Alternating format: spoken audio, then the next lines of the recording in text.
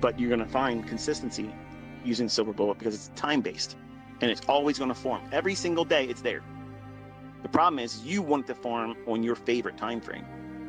You want it to fit your already established expectation or preconceived notions about what price should do. And you're not following the rules. So yes, you're doing shit wrong and you're not getting the results, and that's expected, right? If I give you a recipe and say, this is the ingredients, this is the order you do it, and this is what you should expect as a result, and you substitute something, okay? You leave a key ingredient out and replace it with what you think is better suited for that. You're not going to get the same result.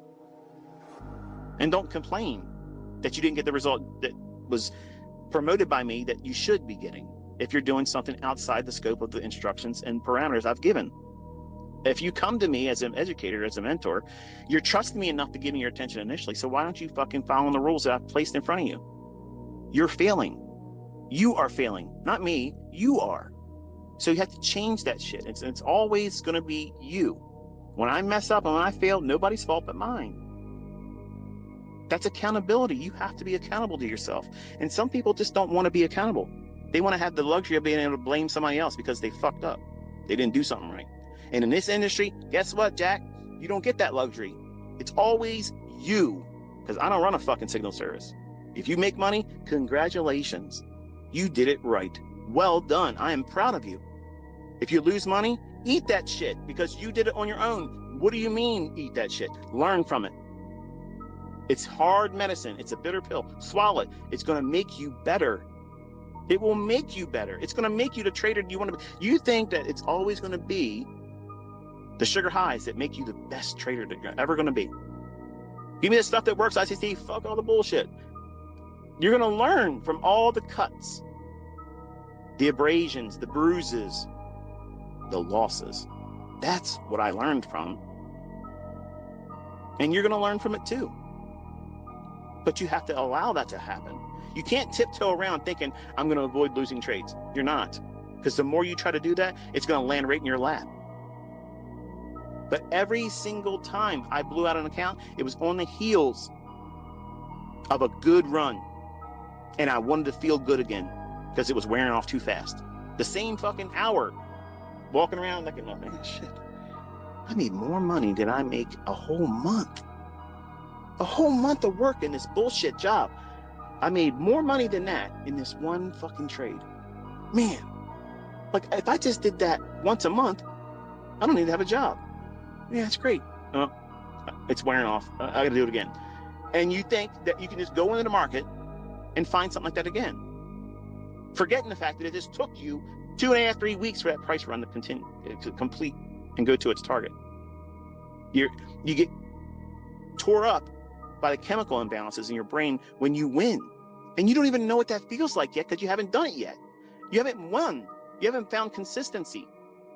And when that achievement is reached, you have a whole new level of learning to go through. It's something, folks. It's a learning process. If you put the work into learning this, you do deserve it. Because there's no industry like this. It's so easy, you can fail immediately. It's so hard, but yet you can win overnight. There's nothing like this business. So if you have put the time in, or are willing to put the time in, you're a new student, you're a new trader, you are a new hotshot on the block. Your system rocks. Stick around, kid. Even if you're profitable. And something will happen. Either you'll go into a tailspin because you'll believe this internal dialogue that this can't go on forever and I don't deserve it. This can't be real. I should be out there swinging a hammer. I should be out there digging in the pits as a plumber. I should be out there doing things, getting dirty. I shouldn't deserve to live a lifestyle like this. Only you can change that thought process. And you need to do it today.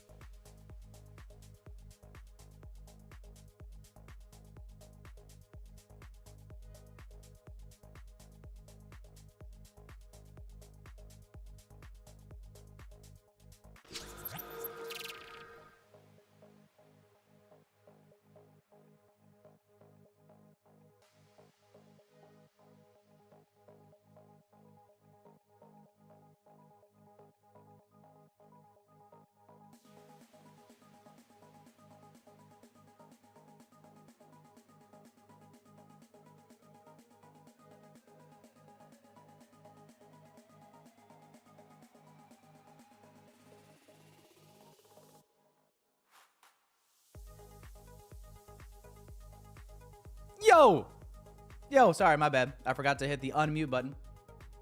My bad. Listen, hey, relax. Hey, everybody calm down, or I'll turn this damn bus around. Ruin your precious field trip. All right, good morning, everybody.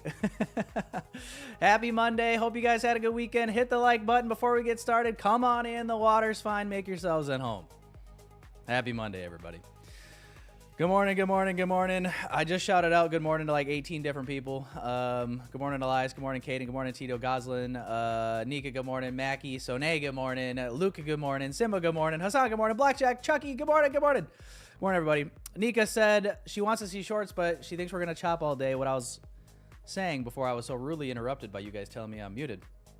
Listen, one little bit of sauce here. If you say it out loud, it becomes true. You know what I'm saying? So sometimes if you have a thought, it's better to just say, you know what, just gonna bury that deep into the subconscious mind, because if I do that, then it won't happen. You know what I'm saying? So because Nika said it in the chat, now we're probably gonna chop all day. Son of a gun. We'll see. We'll see what happens. Good morning, everybody. Hope you guys are doing well. Happy Monday. Hope you guys had a good weekend. We've got market open here in like 2 minutes, so we'll do a quick little dive into the charts here before market open and see what we are working with. Now, first and foremost, economic calendar. No red folder news today. No red folder news tomorrow other than Trump speaking in the afternoon. We talked about it going in, or at the end of last week, we talked about looking ahead to this week. Really, the main thing this week is NVIDIA earnings on Wednesday after hours. So, I would say potentially lower expectations beginning of the week, and then after NVIDIA earnings on Wednesday, Thursday, Friday, probably looking for more volatility. We shall see. There was a lot of talks over the weekend about tariffs. Obviously the Supreme Court ruling on Friday that they were illegal, and since then there's been like this back and forth with like the administration saying that they've got backup plans, and I think I saw just this morning that the way that they were ruled illegal is actually going to be more beneficial for some reason to the administration for actually implementing tariffs. I don't know. I'm not a politician. I never went to the island, but we'll fucking figure it out. We'll see what happens as it happens. How about that, chat? We won't try to speculate too much. Now, diving into the chart. All that I have marked out for levels right now is basically just these previous weekly levels. Previous weekly high, previous weekly low. Here is NASDAQ. Here is ES, or I'm sorry, went too far. ES, same thing. Dow Jones, we're just inside of the previous weekly range as of right now, boys. So I want to see us do something clean. We just had market open up. I want to see us do, some clean manipulation one way or the other. And then just look to find some distribution in the opposite direction, if I'm being totally honest with you. Looking at the daily chart, we were talking last week about this daily gap, and this is what we look like on the daily as of right now. So technically, at the end of the week last week, we did get a Friday close above this daily fair value gap. You can see that we've opened up so far this week. We opened up lower and traded into this daily OB. So, as far as the daily is concerned, to me, I think if I had to pick, I would say the daily looks more bullish than anything. Just off that daily structure. I think what could be throwing people for a loop, though, is this 4-hour. The way that the 4-hour opened up, the first 4-hour candle was an inversion gap to the downside. So we'll just have to see. Like if this can hold and then we see price continue to push down, then I would agree with that, and I would look for previous weekly low, most likely. But I'm not going to be surprised in the slightest if this just reclaims this entire gap and trades us back to previous weekly high either. So like I said, a big wait and see right now for the beginning of the week. And yeah, that's just where we're at. You can see kind of just a scope here of like from last week, Thursday, from the sell-off, like we went from one range to another, right? You can see we were range bound, we sell off, and now we're just in a different range now. We're just in a different range, just a little bit lower. So that's where we're at, boys. That is where we are at. Market opened up here. We traded up to the weekly open. ES kind of outpacing to the upside here. So is Dow Jones. NQ, a lot more weakness.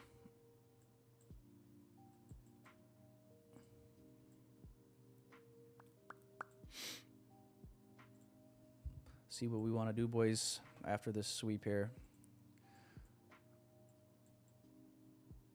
Why is this not working now? Turn on. Give me those big I can't. There you go. Yeah, there we go. Now we're in business. Now we're in business. Come on. Good morning, everybody. Yeah, new week opening gap, weekly open. Good morning, everybody. Good morning. Good morning. What's everybody thinking today? Bearish, bullish? Let me see the poll in the chat. 130 votes. 47% bullish, 37% bearish, 16% say no news chop. All right, we got previous weekly high incoming here on ES. 931.5 is previous weekly open. Or I'm sorry, previous weekly high. About to trade into that here on ES here. Good morning, guys. Goslin. Yo, Tyler. What's up, dude? Tyler files soon? Dude, I hope so. If I release any files, they're gonna be fully redacted, just because that's apparently what you're supposed to do. Did you hear about all this shit right now with Justin Whirling? You know what's funny is so I haven't seen the video. Supposedly there was a video of Justin admitting or confessing to some of this stuff. You guys will have to let me. I didn't see the video. What's funny is last night I was on YouTube and I did see the thumbnail, I believe, of this said video pop up, and I just ignored it. So I never actually saw any like video firsthand myself, but I did see on Twitter this morning all this stuff. Yes, I did see all this stuff on Twitter this morning. If you're asking my opinion, if you guys have been following me for a while, you guys should know my opinion. We've talked about different individuals at times. Justin having been one of them at one point. So. If you guys have been following me for a while, you guys probably already know my opinion, and this should come as no surprise. The part that it does come as a surprise is just the fact that he had the balls to admit it, because most people wouldn't do that. So, you know what? In some fucking weird alternative universe, I actually respect the fact that he actually came clean. You know, it was after he made $1 million selling a $4,000 mentorship, but that's besides the point. You know, my high school football coach, Mr. Koenig, God bless his soul. You know, he used to have this saying in high school. He would say, "It's never too late to make the right decision." You know what? And there's a lot of wisdom in that statement. It is never too late to make the right decision.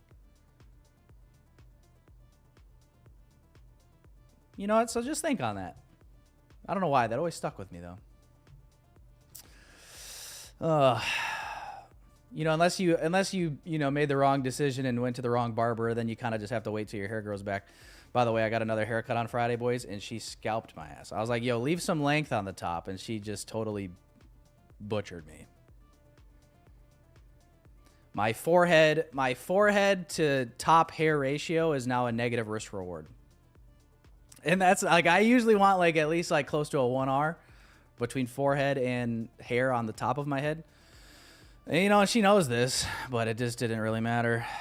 She still said, nah, I'm just feeling like let's go negative RR on this one. I got an SMT with my head right now, unfortunately, but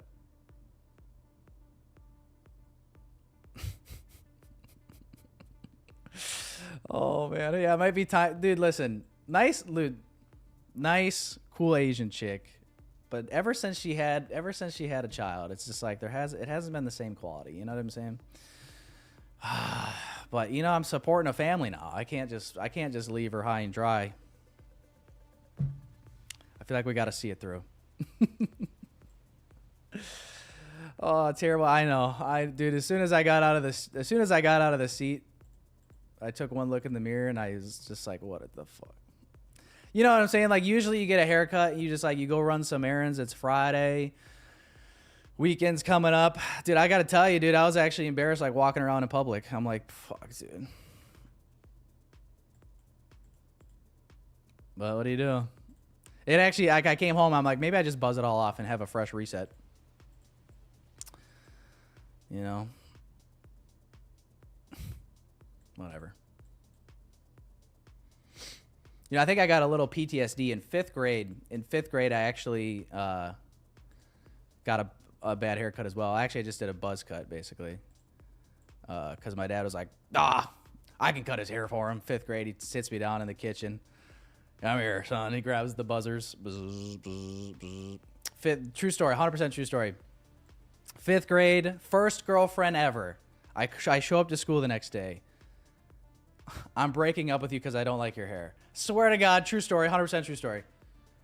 So I think ever since then, I got a little bit of like, you know what I mean? A little like subconscious PTSD or trauma, I guess maybe you'd say, with bad haircuts. What do you guys think? Yeah. I know, tough. It's tough, dude. It's tough. You know what's funny is that very same day I had to give like an oral presentation. She's sitting right in the front. I'm like, come on. Take me back. I promise to master the NASDAQ. I'll learn ICT concepts, whatever it takes. Oh, man.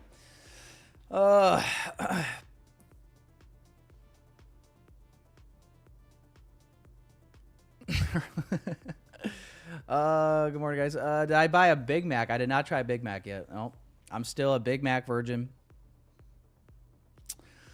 Still a Big Mac virgin.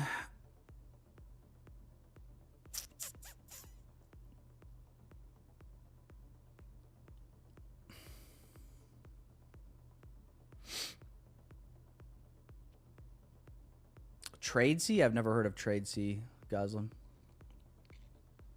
I have never heard of TRADEIFY, to be honest.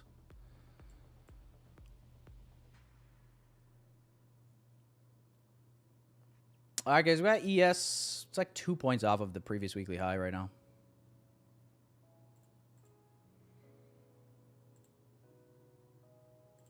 Kind of chopping here on the 1 minute. Do we have orange folder news?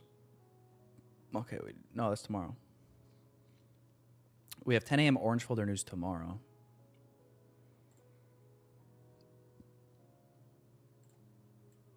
Good morning, Sanjal. New platform like Project X for Lucid and TRADEIFY. Oh, yeah, I seen TRADEIFY launched wealth charts yesterday. Not that does anybody in here use wealth charts? I can't say that I ever have, but you know what I actually am a little bit excited for? I'm a little excited for TBM to roll out Tradester. Although he's been saying that Tradester has been coming for like 2 years now. I'm like, dude, is this shit ever coming? You know what I'm saying? Like, I feel like it's been in the works for like a while now. But no, he's talked about it a little bit in our group chat over the past few months, and I just I think it'll be really cool if they're able to execute on what they're trying to do. So we'll see when that pops off. If it ever comes, boys. We'll see if Christmas ever comes.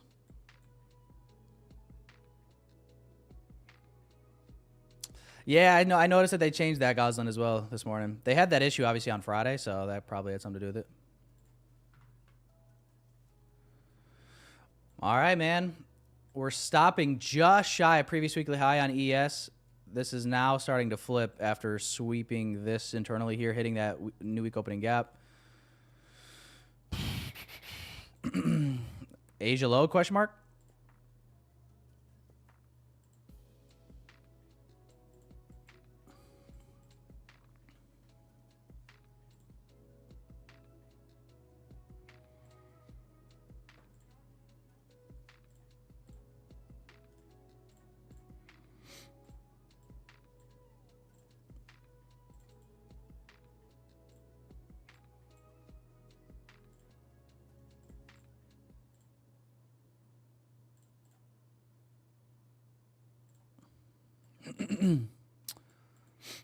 Five-minute close here in like 3 minutes. This is dropping fast.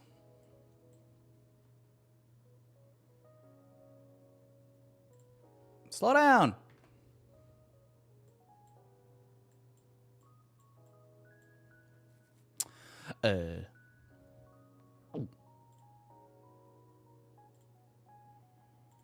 I hate when we leave these giant ass gaps.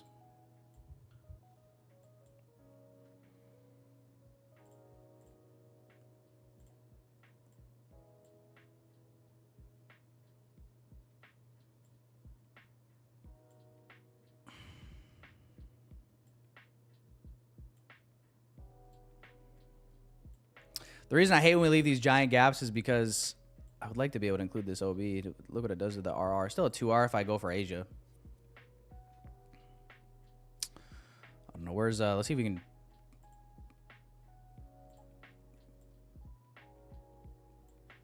I'll do something like this.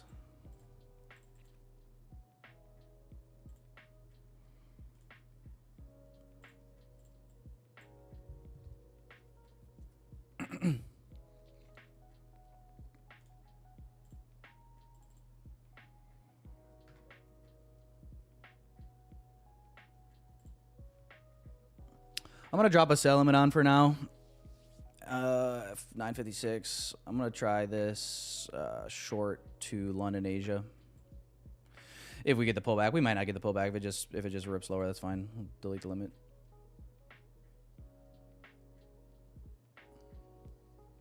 Just went for longs.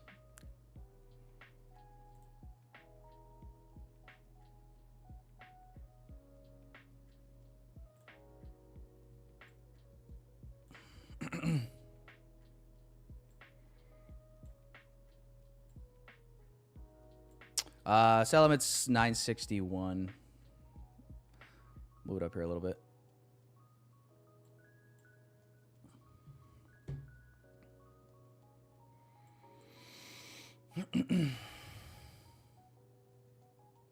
We are pretty out of sync, I would say. Starting to reject on Dow Jones and ES.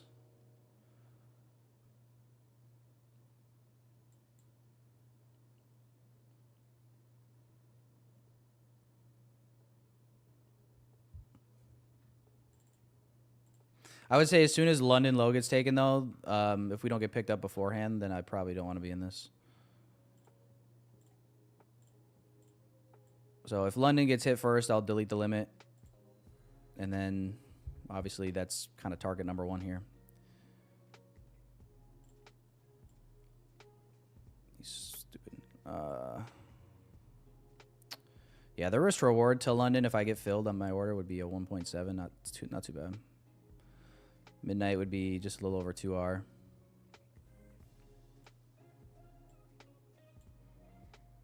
All right, looks like we're just going to dump.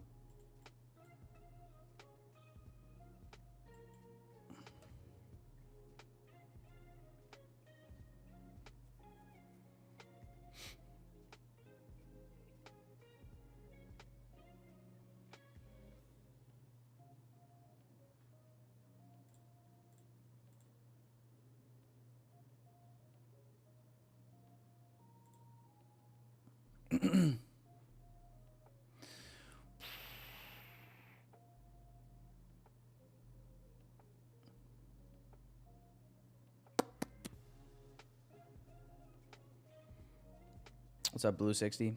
You're saying congrats. I'm assuming you're assuming I'm in this. I'm not in this. I'm not in this. And honestly, I'm debating if I should just delete the limit now. We did still technically leave this London low, but there we go. Yeah, we've taken it out. Okay. I was gonna say even if it like swept these lows out and then like turned around, didn't really feel like the best to be entering off of. But anyway, I deleted the sell limit for now, guys. We just took out London low. That would have been first target.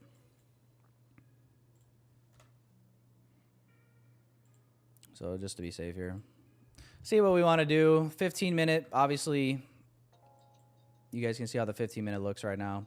15-minute bearish closure back below this low. You could be viewing this as that change in the state of delivery. It would be technically here, but close below this entire structure. Did take out London low, though, so was that all we were looking to do here is the question. 30-minute. Hourly. This hourly will close in like 13 minutes. We've seen crazier shit happen. It's not like I don't know if any of us would be like overly surprised if this flipped all the way back up before this hourly close, but this hourly close I think should tell us a lot. Hourly close, 4-hour close.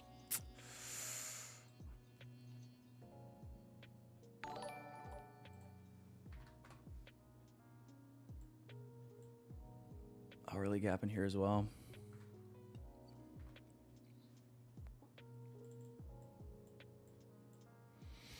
Yeah, it's kind of interesting though. You could be, I would say if you're on the daily time frame and getting your buys from that, you'd probably be more bullish. If you're getting your buys from the 4-hour, you're probably bearish.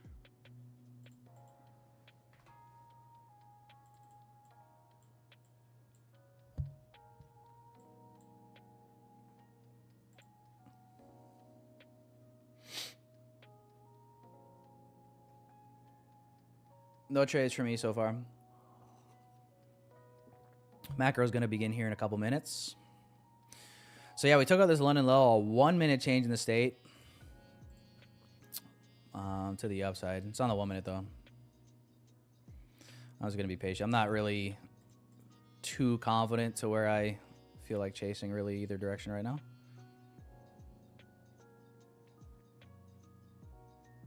Bearish all around, maybe.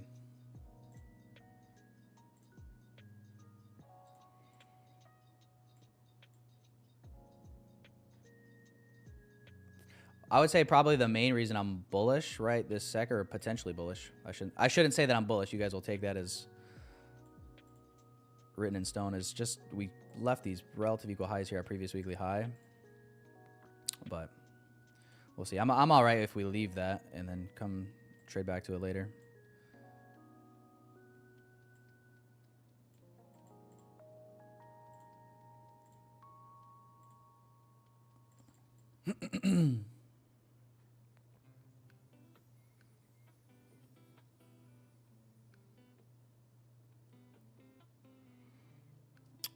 You called it on Justin? Yep. Yep. Like I said, though, I'm not going to, there's no need for a victory lap. This is just kind of the reality of the trading space. Like, I gotta give him credit for like even confessing though. Like that's just something that most other, like, it's just, you're not going to see that from anyone else. So I'll give him credit for that, but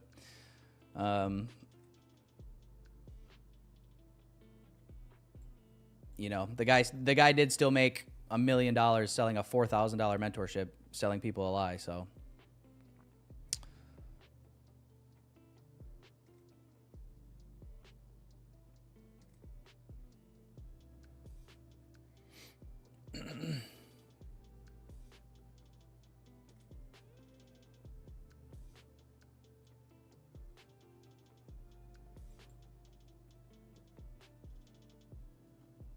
TJR next.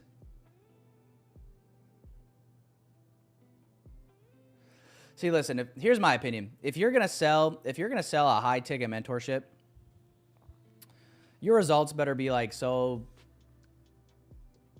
much of an outlier and so impressive. Like for example, Jade Cap. He's just the only one that comes to mind.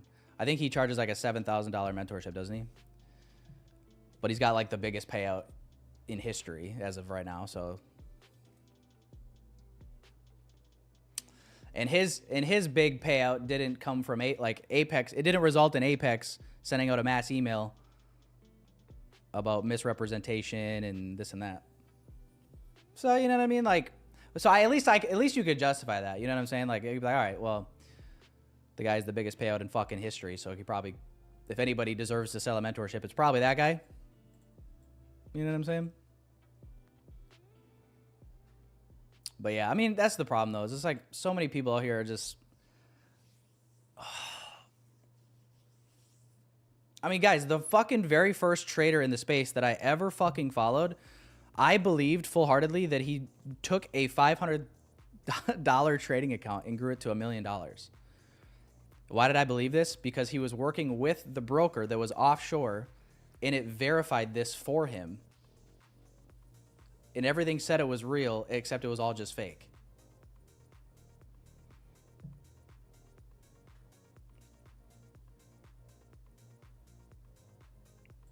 So yeah, when I see TJR doing the same thing and I say it's bullshit, you're just a hater, bro.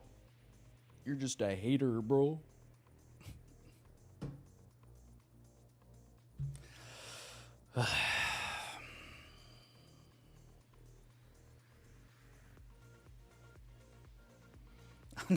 Judas. No, Judas, it's not impossible. If it was impossible, I don't think any of us would be here, but yeah, I don't know. See, it's moments like this where it's like, that's why I stream for free. Because even if I lose, what are you guys going to say? Oh, he took the trade in front of me for free? You know what I'm saying? How can I be a scammer if I'm trading free? But $1 million from a mentorship don't sound so bad. $1 million from a mentorship don't sound so bad, does it?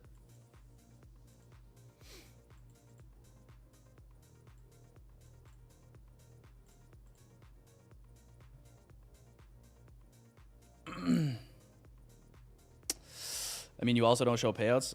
That is completely fucking false, Silent Desk, you silent dumbass. I've shown payouts. I just haven't gotten a payout yet in 2026. Sue me.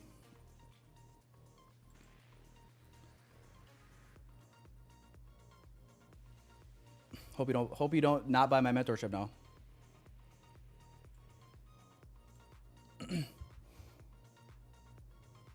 That's the dumbest. Like, what are you talking about? TJR is the best. He's a good risk manager, though. He executes and makes money live. I've seen it all. Okay, Arvin. Arvin, you just made everybody dumber.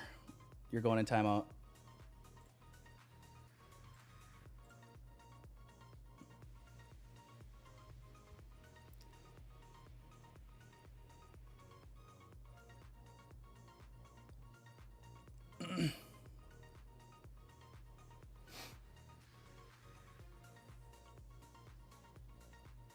I awarded you 0 points. Yeah, the thing about payouts, boys and girls, is it's kind of streaky, right? I mean, you guys know how it goes. You'll have a set of accounts you'll make payouts on, and then either you obviously eventually transition to live or you blow those accounts and you kind of start the cycle over again. But usually you end up getting, like, you know, 1 to 3 payouts per set of funded accounts, and then that's usually the cycle that repeats. So usually payouts come in windfalls, is I guess the moral of the story.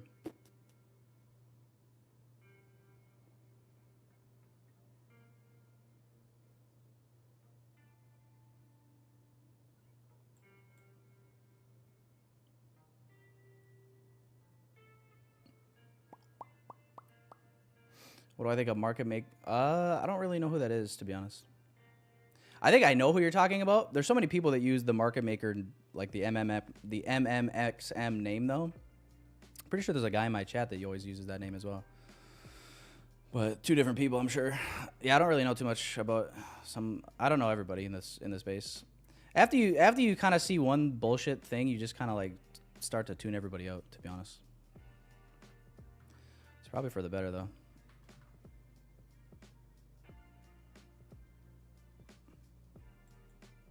The problem is people will people will lose or have like a little bit of a losing streak, and they immediately are like, they throw everything that they've done like kind of out the window with the bathwater, so to speak, and then they try to like find something else that's working better.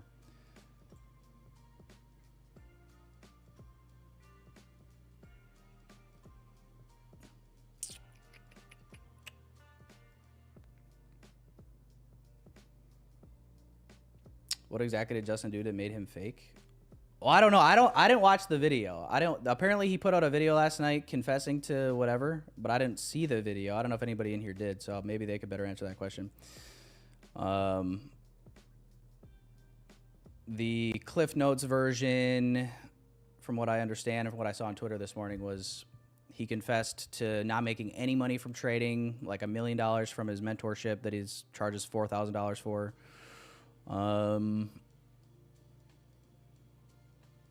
That's kind of the Cliff Notes basic version of what I could give you. I didn't watch the video though, so.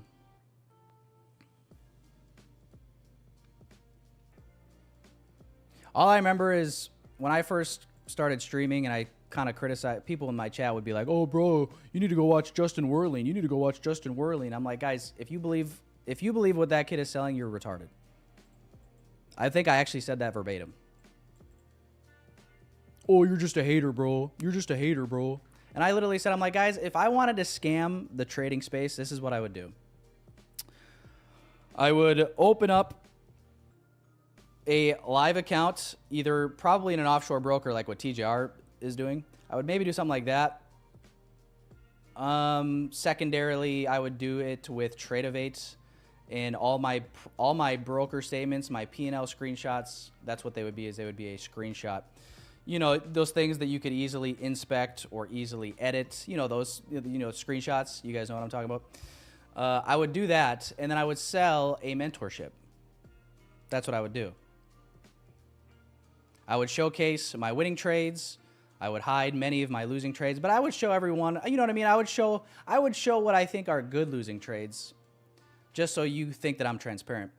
And then I would make a shit ton of money from the course.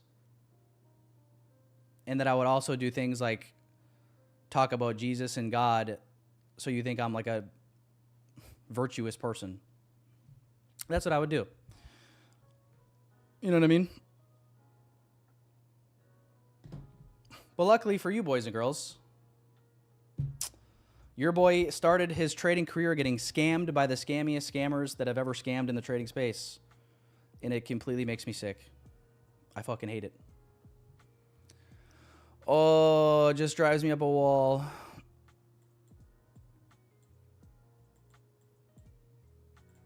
So here's my pledge to you, boys. Here's my pledge to you. Here's my pledge. I will never cross my heart and hope to die. I will never just blow smoke up your ass to sell you something. But I'm also not going to claim to be this messiah in the trading space that knows everything, never loses, never has his own psychological blunders. I'm not perfect. Never claimed to be perfect. I've made plenty of mistakes in trading. I'll probably make more mistakes in trading at some point.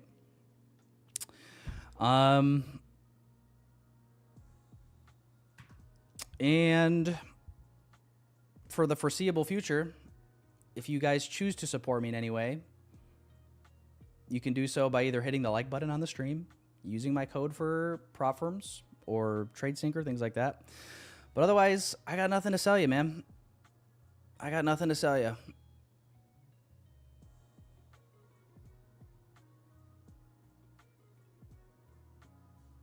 So we're just all in this together. We're just all in this, like High School Musical, chat. We're all in this together.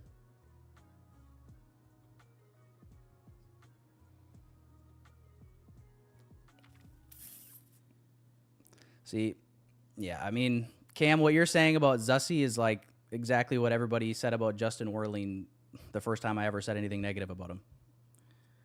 No, bro, he's legit, bro. I'm serious. He's legit. All right. But that's like, I'm not going to, what am I going to do? Sit here and try to convince you guys? Like, no, guys, don't get scammed. Don't get scammed. Like, I don't give a fuck. Like, if you want to go buy a course, go buy a course. Like, why do you got to sit here? Why do I got to sit here and try to convince you of like each individual in the trading space? Nobody was sitting here trying to save my ass from getting scammed. Guess what? Good news is if you get scammed and you buy a course, you can write it off anyway. So go get scammed. Go get scammed. It'll probably build some calluses in your mind anyway. Toughen some of you up a little bit. Some of you get so sad when you get stopped out. It's just proof that, you know what I mean? You just haven't been through enough trauma yet.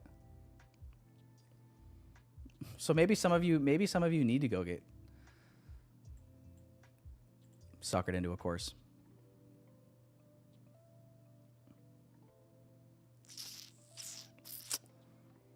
Oh, maybe.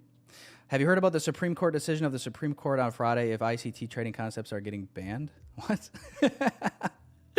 Yeah, the Supreme Court was like, yeah, we can't let anybody trade ICT concepts anymore.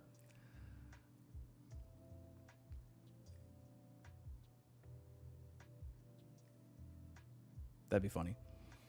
It also wouldn't make any sense.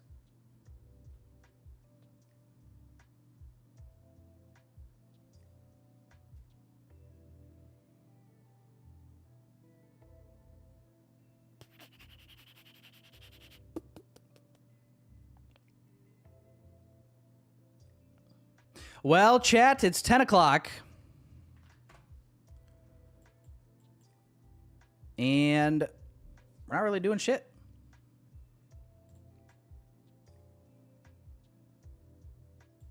At the moment.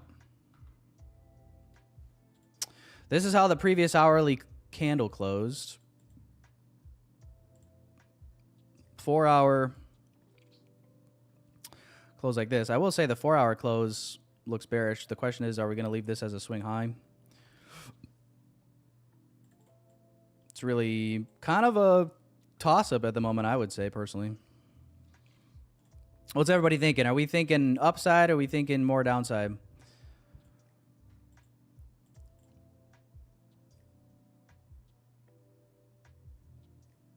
Dow Jones is absolutely falling through the floor right now. We got sell side about 49,155.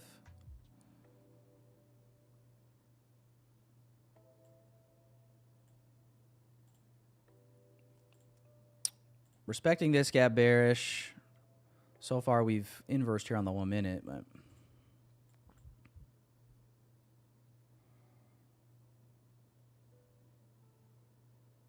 grow my beard. Listen, I'm trying my best, Blue 60. I'm trying my best. I wasn't blessed with the best facial hair genes, I guess. I was blessed with a big forehead, aka big brain. There we go. And facial hair that only kind of grows in.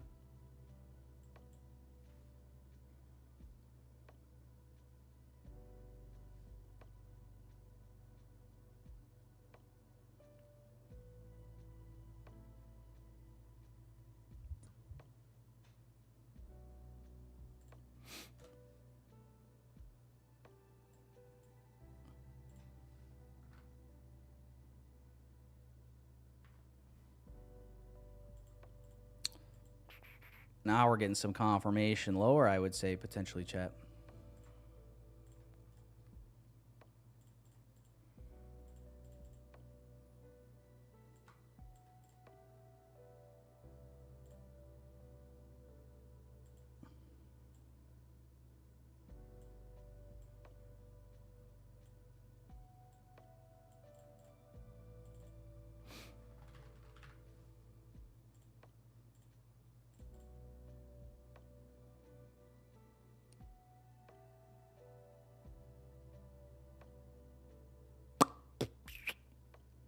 After your name, your necessity. What? Yeah, I think I'm Norwegian. I think. I don't know. I've never taken an ancestry test. My parents always told me that I was like 50% Norwegian, but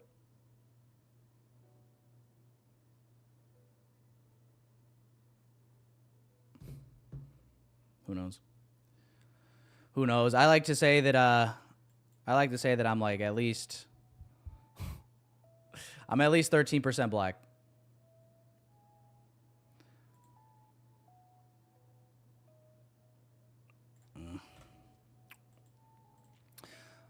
I don't know how I'm feeling about this price action, chat. I'm not going to lie to you. We got Dow Jones taking out this sell side.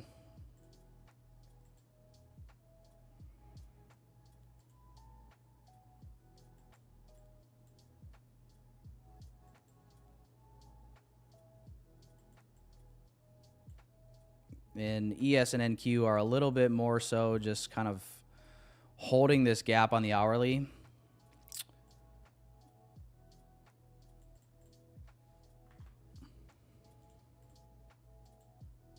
So I just don't want to like chase something here and then all of a sudden we reverse. But if you guys are in anything right now, best of luck. I mean, I do think the shorts weren't looking all that half bad there, but I'm questioning if we're going to actually see this continuation here.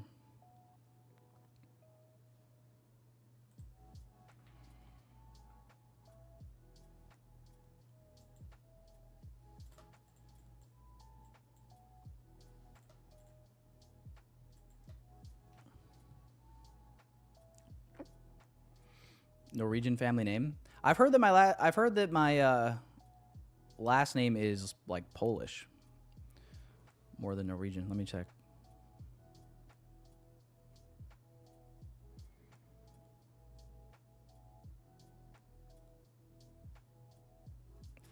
Oh, it is. No, you're right.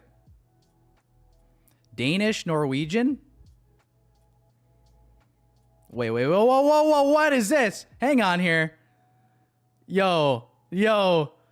One tab down from where it says Danish, Norwegian, it says Jewish. Oh, fuck no.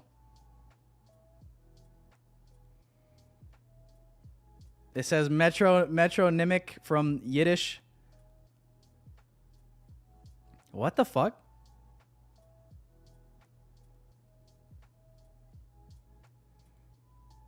No way, bro. Ain't no way I'm Jewish. Ain't no way, bro. Oh. About to have a fucking midlife crisis here.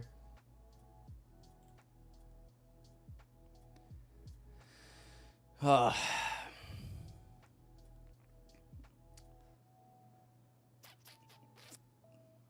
All right, well, it says Danish, Norwegian for sure.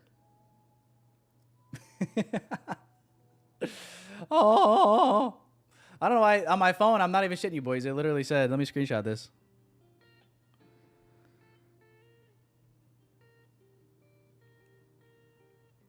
The hell?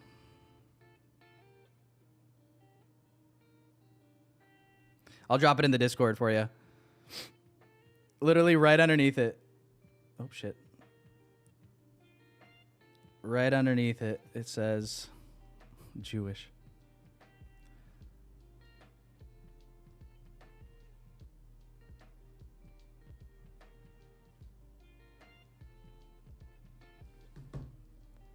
I dropped the pic in the Discord, boys.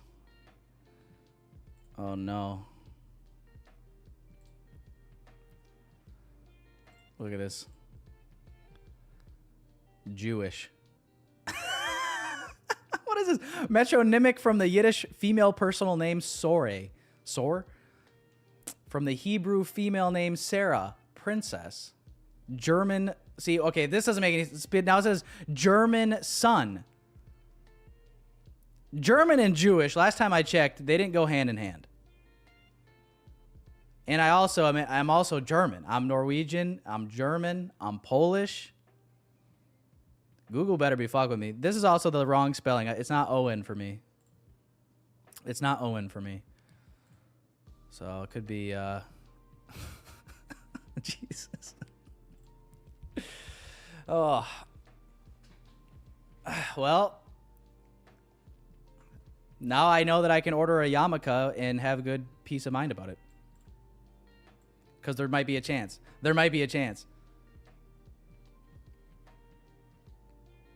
Not only am I Jewish, I'm a Jewish princess. Fuck.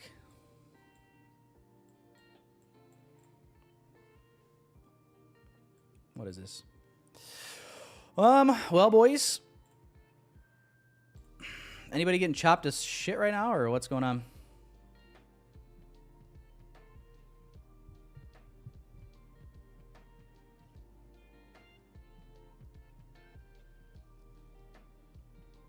Why don't you trade on TRADEIFY's platform anymore? What do you mean? I do. I am part of TRADEIFY. I'm still using TRADEIFY. Are you asking why I'm not on TRADEIFY TV anymore? Because that's a different question. Old news, man. Old news. But now that I found out I'm Jewish, I might be able to come back.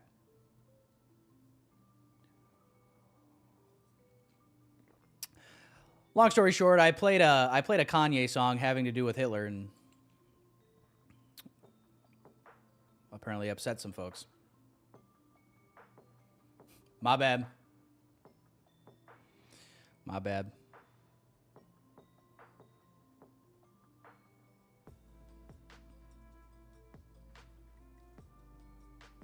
Oy vey.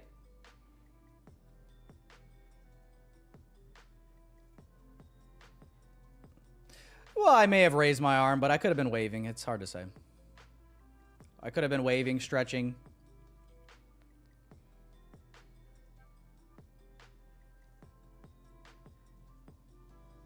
No, I didn't play it on TRADEIFY TV. No.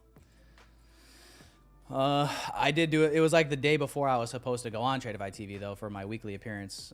And they were like, yeah. About that. I was like, haha. Makes sense.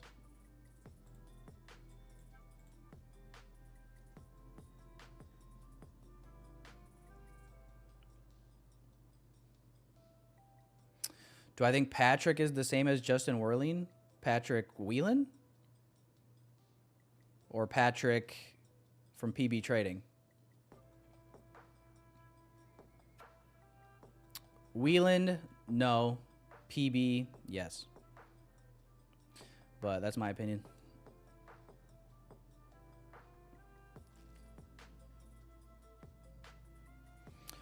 Unless you guys are just in the business of constantly believing every 20-year-old who tells you that they made millions from trading. But, you know, different strokes for different folks.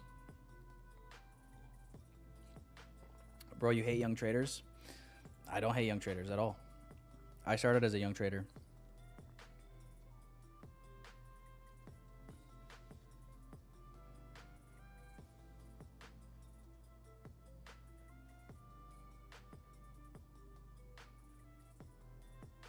Listen, you guys are asking for my opinions. I'm just giving you my opinions.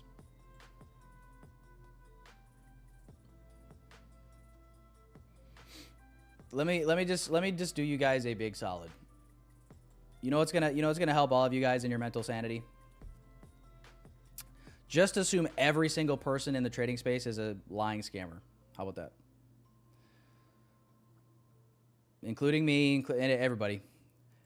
Even if they're not, right? Just assume it. You'll stop worrying about stupid shit.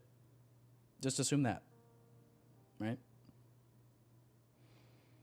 Our justice system in the United States is innocent until proven guilty, but when it comes to the trading space, just go guilty until proven innocent. How about that? T-Money. What's up, dude? T-Money, where the hell have you been? Bro, I was behind a van literally on Friday. And I was trying to get my phone up because I was at a stoplight. I was right behind it. I was about to get my phone up. The license plate, I shit you not, it was a Florida license plate. In the license plate holder said Jenkins. I'm not even joking. It said Jenkins. It was a handicapped Florida license plate. I was like scrambling. I'm trying to get my phone out. I was going to get a picture and send it to you, but then the light turned green and I couldn't get it fast enough. Bro, I literally was in traffic behind old man Jenkins. And I got to tell you, I don't know what it was. It's like being behind him, I could feel the aura. I get it now. You know what I mean? I get it. It was like one of those legends like you read about in school, but you just never really got to see firsthand. And yeah, it was kind of a weird epiphany in a way.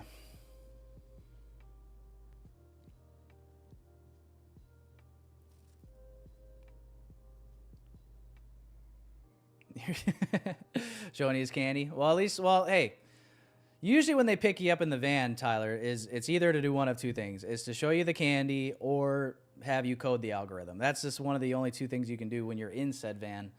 So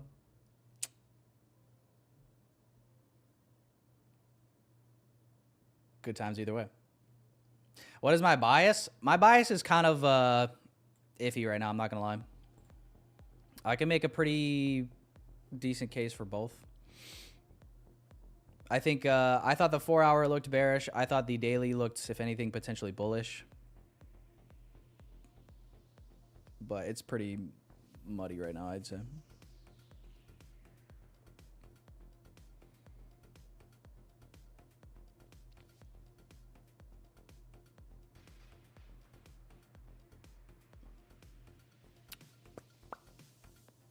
I mean, even the fundamentals are kind of muddy right now. Maybe you could argue that because the fundamentals are muddy, that would be a bearish indicator because we're, you know, a lot of uncertainty, but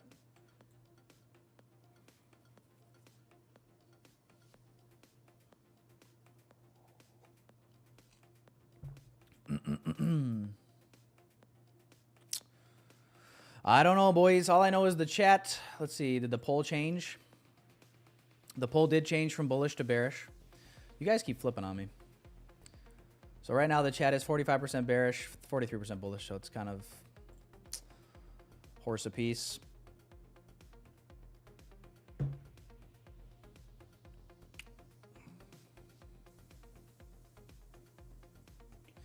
See, I feel like every time you guys ask me questions about people specifically, you're just like,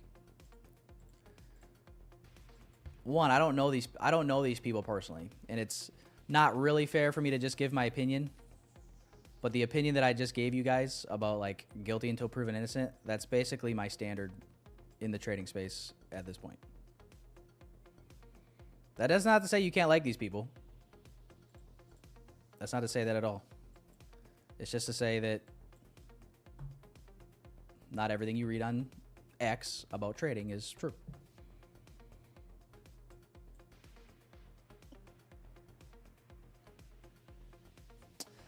All you need to know is this, though. If somebody has something to sell you, they have an elevated conflict of interest.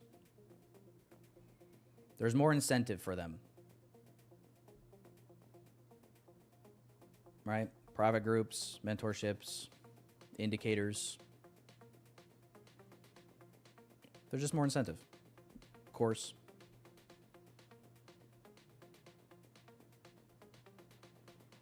That's all.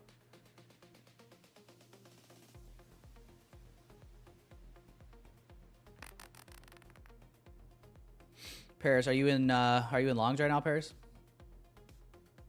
I'm not gonna lie, like if I look at the 15,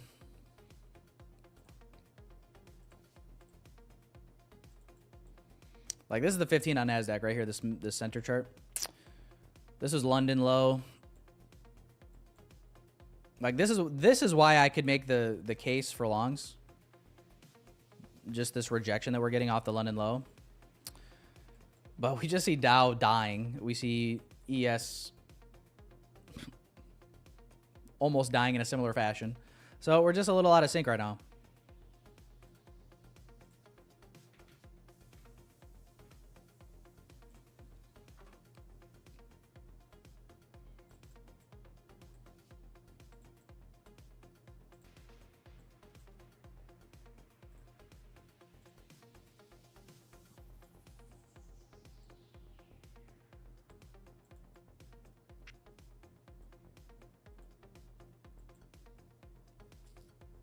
You're in longs? All right, man. Yeah, it's just a little bit of... It's either going to go up or it's going to go down, Paris. It's 10:20 right now. Really, this is what's holding us back. We did finally... not the strongest close. Just tap that hourly open. I was going to say, like, if we could get above this structure, I think we're good for upside on this NQ chart.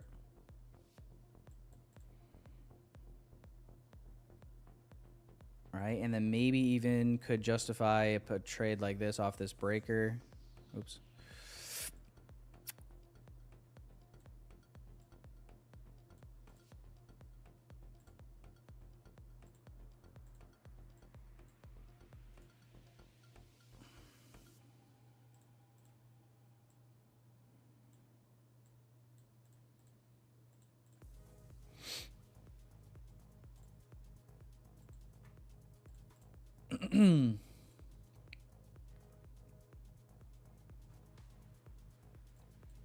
But we're just waiting.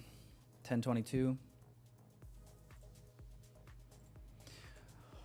Oh, I just can't believe I might be Jewish.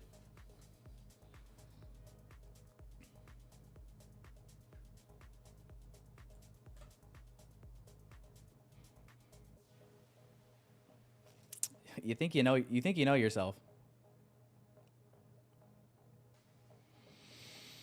Lucid accounts, it really depends. I do have a video that goes over this in depth. I would say the flex for most people would probably make the most sense. The only reason you would do the pro accounts over the flex accounts is if you really care about the one-day pass evaluation. The problem is so flex, you have consistency in the eval phase. Think of it like Top Step, 50%, 2 days to pass. But then once you get into the funded phase, then it's no consistency rule versus the pro. No consistency in the eval phase, so you can pass in 1 day if that's what's more important to you. And then 40% consistency in the funded. So it's really just between like what you prefer. But I would say flex for most people probably makes the most sense.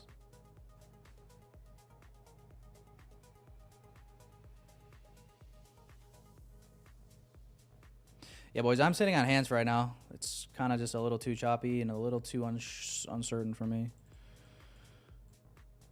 No trades for me yet on the day. Maybe around 10:30 we get something, or maybe even 11 o'clock. Oh, thank you, Melda. Cheers.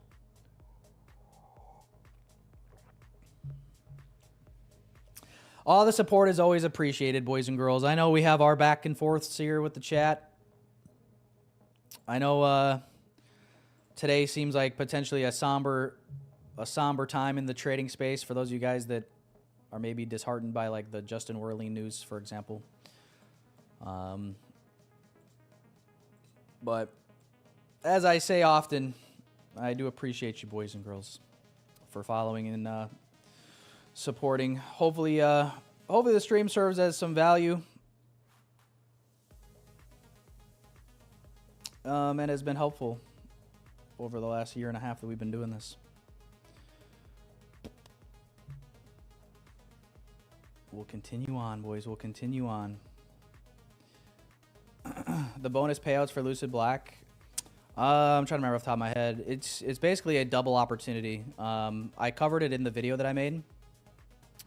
But essentially, going into your second payout with the Lucid Black accounts, if you choose to, you could hit a second profit target and then essentially have access to double the amount of what your payout would be if you just took the payout from the initial target, if that makes sense. It's optional. You don't have to do it. You could do the Lucid Black accounts and not try to go for that, but it's an option. So if you want a higher, essentially, payout cap, you can go for that profit target and basically double your potential payout. It's really kind of up to you there, but I guess if you want a more in-depth kind of like breakdown of that, I covered it in the video that I made. It's optional though.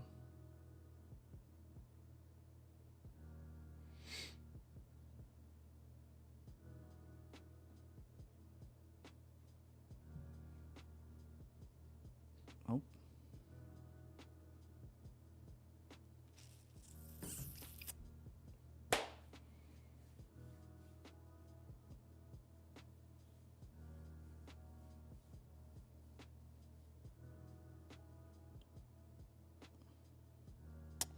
Net profit BE trader? No, actually, no. So no, yeah. Based on recent events, technically, I'm far more profitable than Justin Werling. Oh, everybody in my chat over the last year. Oh, you need to go listen to Justin, bro. You need to go listen to Justin, bro. Turns out, wouldn't you know it? Oh, the turntables. Oh, nope. My taxes prove otherwise.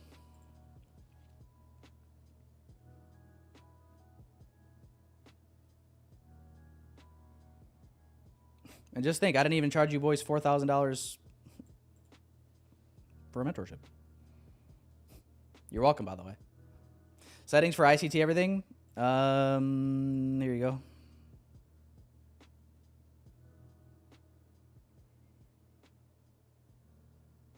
I just have 8:30, 9:30, and midnight. I have the weekly and monthly open as well. And then I turn on this Asia range and the standard deviations to go along with it. The Asia range standard deviation levels, like this is really just a relative overbought or oversold market. And I can't even take credit for this being like a part of a confluence. I give credit to JadeCap because he did make a video going over this. If you look up JadeCap, like Asia range standard deviations, he went over the kind of the bell curve that goes along with this. And basically thinking about the market in terms of statistics and probabilities, over 90% of the time on any given day, we're trading between two standard deviations either side of Asia range. So anytime that we're above two standard deviations to the upside or the downside, we're extremely overbought or oversold. And it's an outlier. Look at that wick rejection out of the 5. Like this 5 minute still ended up holding this 5 minute gap.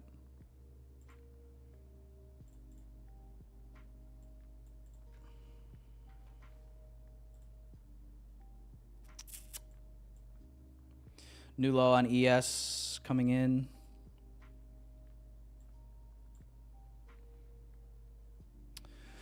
Well, it's kind of looking like we might get a new low now that this 5 minute held the way that it did.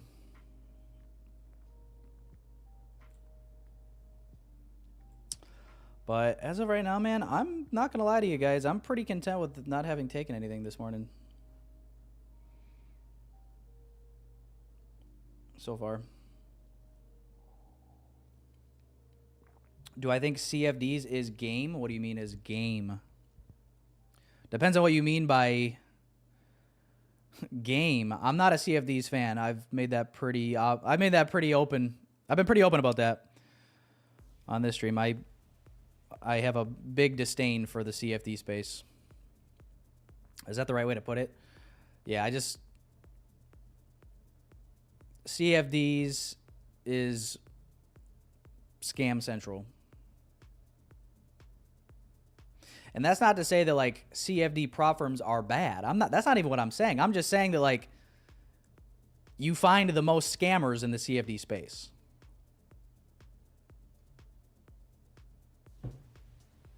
Because they're all offshore.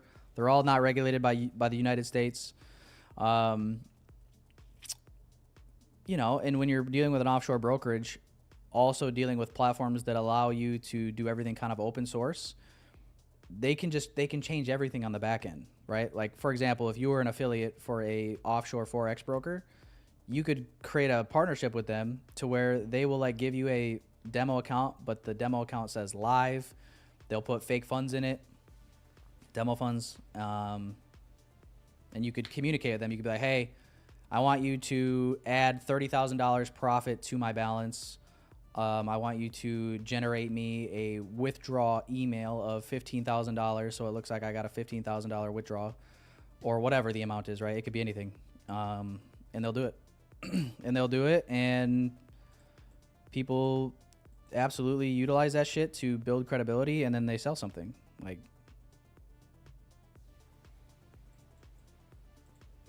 so for that reason alone, whenever I see somebody trading CFDs, I just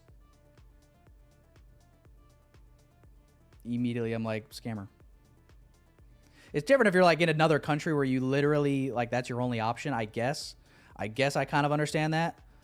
But like if you're somebody that is a United States citizen, to be honest, if you're just like in North America or even like Europe, if you're basically anywhere that's not like a desolate third world country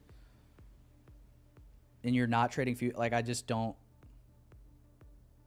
it makes no sense why you wouldn't be trading futures.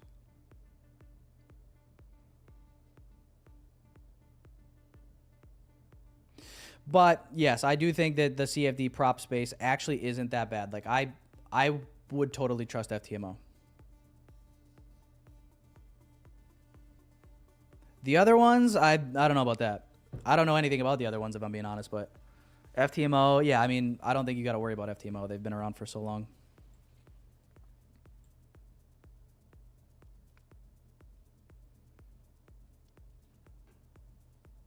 Yeah, I don't know anything about Fivers, so I wouldn't back Fivers, but if you say so.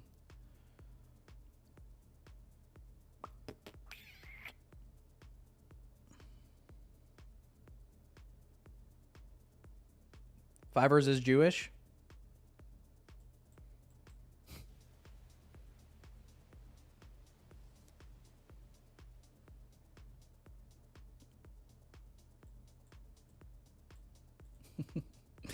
I'll take your word for it.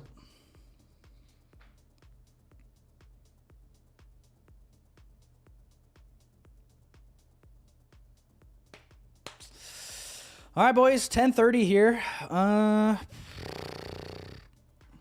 If you guys are actively trying to like trade this right now, I gotta ask why.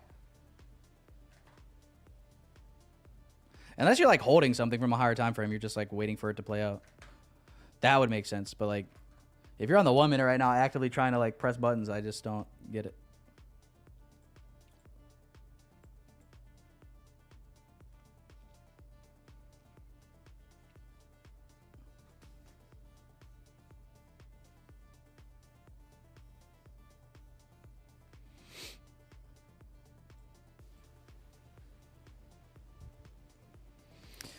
Do a giveaway.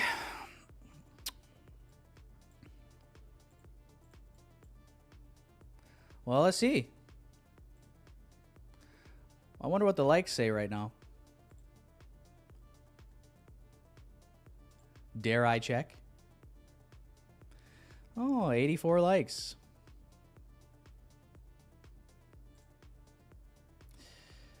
Yeah.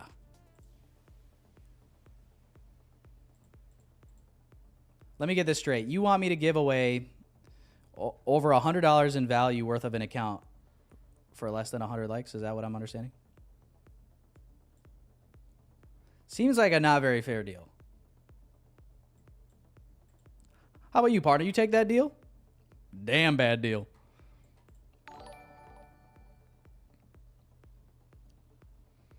Rod, thank you for your subscription.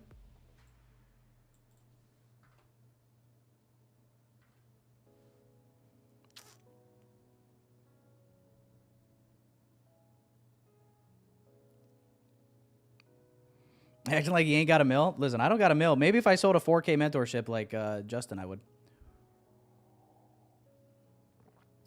I don't have a mill. Not yet.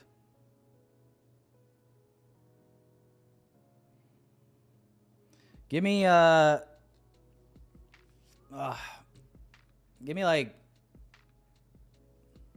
give me till the end of the year. Give me to the end of the year. If I don't have a liquid mill by 2027, I like men and I'm converting to Judaism.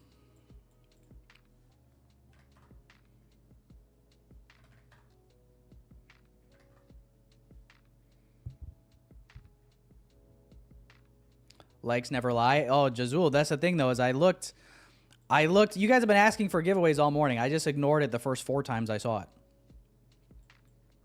I swear to God, every time I look at the chat, I see, what's your opinion on X trader or giveaway? What's your opinion on this person? Also, giveaway?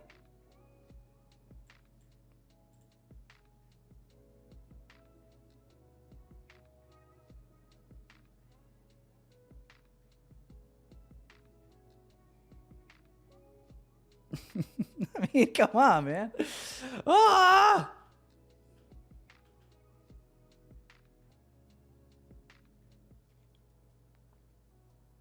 I trade kind of similar to Justin. I disagree totally, to be honest. Y'all remember, dude, I think the funniest part about this, and I'm going to say this one more time. I do want to give Justin his flowers for coming clean. Like, I do think that takes obviously a lot of maturity. Now, it's easier to come clean about shit like that when you've already made a mill by selling a mentorship. So, like, grain of salt there. But still, I respect that he did it because, like, he is not the first. He is not the only. He won't be the last to do something like that either in the trading space. And nobody else will probably do that, to be honest, unless like literally forced to do so. You know what I'm saying? So like I do respect that. I really do. So I had to preface with that before I like talk any shit. But y'all remember when people were like following him closely and like he had everybody trading the 15-second time frame?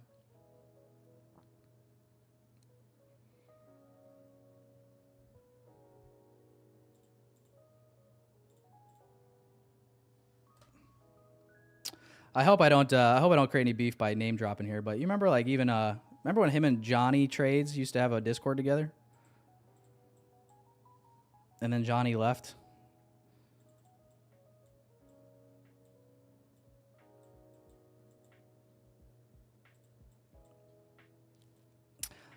The thing is though, like some of these guys in the trading space, like I get that you don't want to be like a Patrick Wheeland and you don't want to like beef with everybody all the time. And I definitely would not want to, I wouldn't want to do that either. It'd just be a waste of time.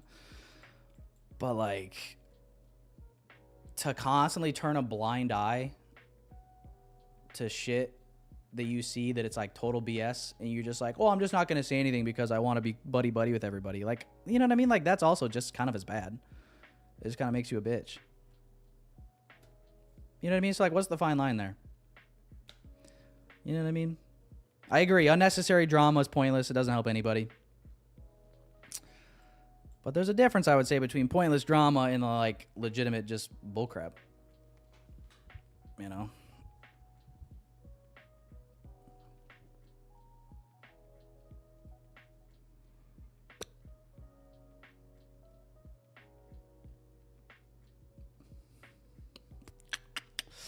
All right, boys. Asia low incoming? Question mark.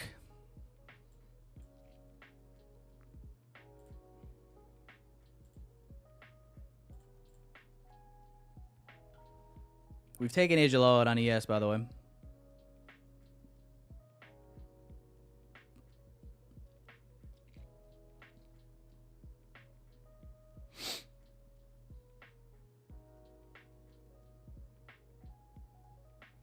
He deleted the video saying Twitter people taking it the wrong way. Twitter people are absolutely not taking it the wrong way. I can promise you that.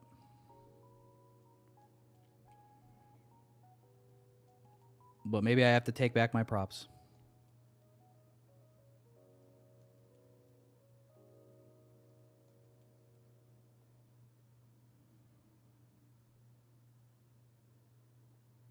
Do I know who Powell is? Yes, I do. See what I mean? Every time I look at the chat, what do you think of this trader? What do you think of this guy? Hang on. Next time next time I look at the chat, I guarantee it says giveaway. Duck race.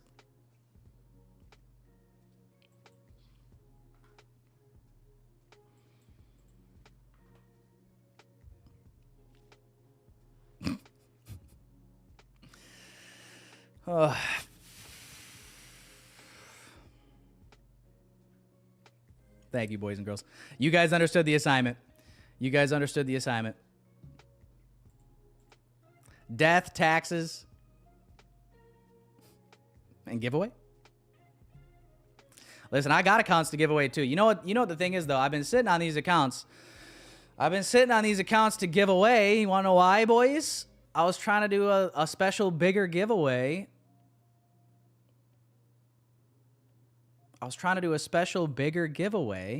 For 20K on YouTube. We're so close. We're 320 subs away. And I was sitting there, I'm like, we got to get there sooner rather than later. Right?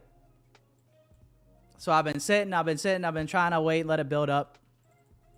Because despite what you guys might think, I don't have the ability to just get like unlimited giveaway accounts. And after a certain point, you do have to also pay for these accounts out of pocket.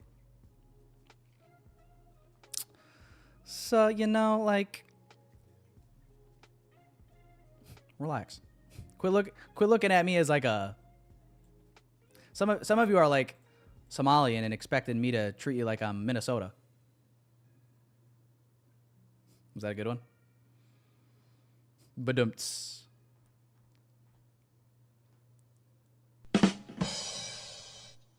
I like Toros.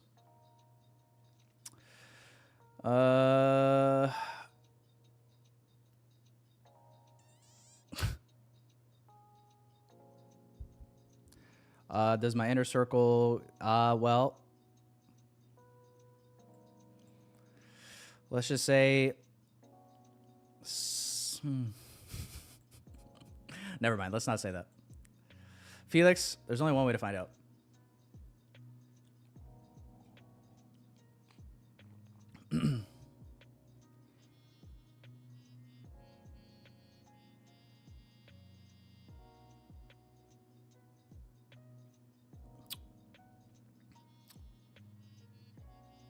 Oh yeah, I should load up. I could definitely load up some Apex giveaways, I suppose. I just you know, I know that not everybody that follows me trades Apex predominantly. I do think you guys can correct me if I'm wrong. I think most of you probably trade end of day trailing drawdown accounts. So I just assume that you guys appreciate, and like my other thought process with Apex giveaways too is it's like they're so cheap.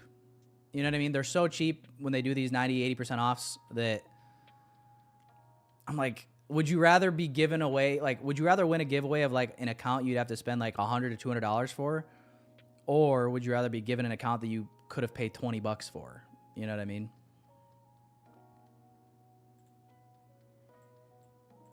Like if I was in your guys' shoes, I would much rather obviously win the more expensive giveaway personally, but I mean, if you guys would rather, I mean, I could probably do that pretty easily. I could just give away a shit ton of cheap Apex accounts, but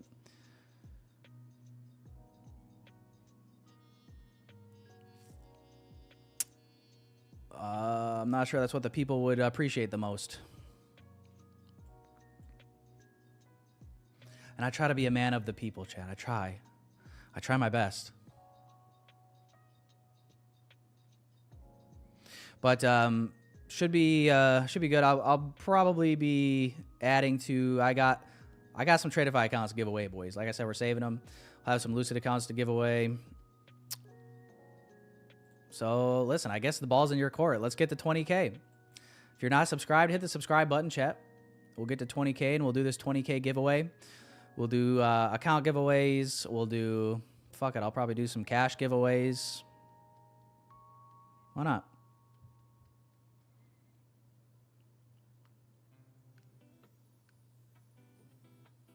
We'll make it a big ordeal.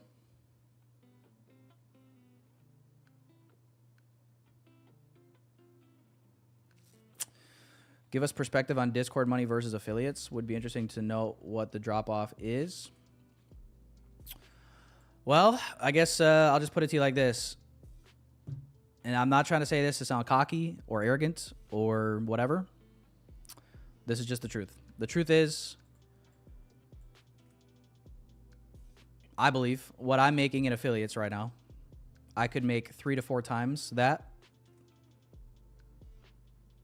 by launching a Discord.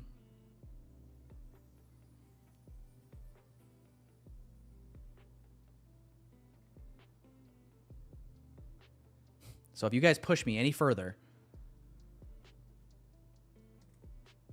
no, I'm just kidding. No, I'm just kidding. I don't know, man. I'm just for right now. I'm just enjoying. I'm enjoying just streaming for free. It's less obligation. It's less pressure. I know that some of you guys get like really angry, like, you know, if we don't really do much in the AM session, and then, or like, let's say I take a loss in the AM session and then like PM session's really clean, which has kind of been the case, to be honest, for a lot of the beginning of this year. But then again, it's like, it's kind of nice, not like I can still just operate however I want. You know what I mean? Like if I don't feel like it, or it's a little bit different if, you know, if people are paying directly for a live room. There's just different things that come along with it, I guess. So I've been enjoying just streaming, and then on top of that too, it's just like, I mean, I guess you get called a scammer either way, right? Like, get called a scammer whether you sell something or whether you don't, if you take a loss, but probably worse if you do charge for something. 50K a month with Discord. He makes more than that from his Discord. I almost guarantee it.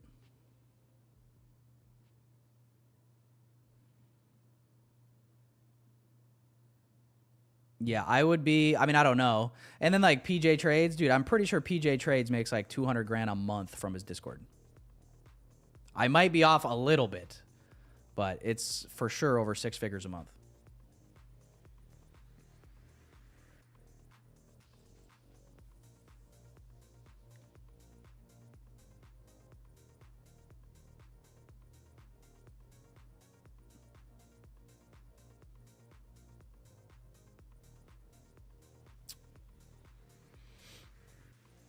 Listen, if you guys don't want me to be on live on YouTube anymore, just say that. Just say that. We should do some math, dude. 2 years of streaming. What could that have equaled off of charging a private mentorship or private group? I don't know. Listen, you guys are sick of me. You guys want me gone. Just say that. Just say it. All right? Say it with your chest. Quit being scared. Say, Tyler, get off YouTube. We don't want you.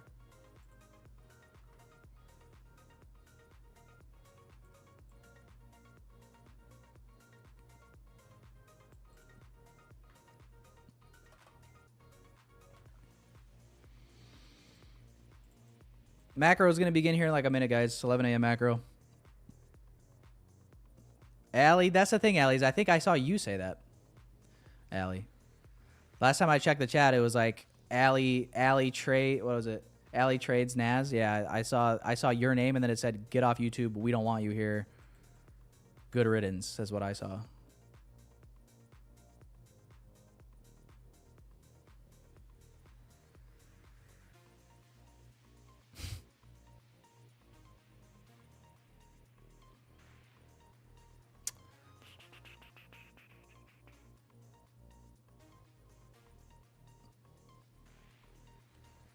All right, guys. I think we're going to get Asia low here. It's just literally been a slow, steady grind. I want to check this, though. Humor me, market. Tell me we got 50% retrace here. Yep. 50% retrace.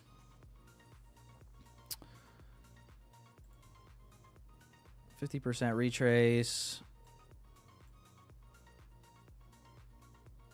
The reason I'm anchoring here, so high to new low. Rebalance. This is that new low, so then you anchor here to here.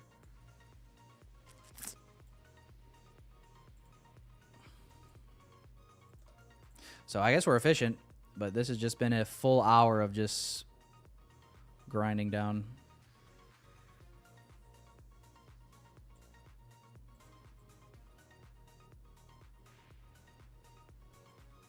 Oops.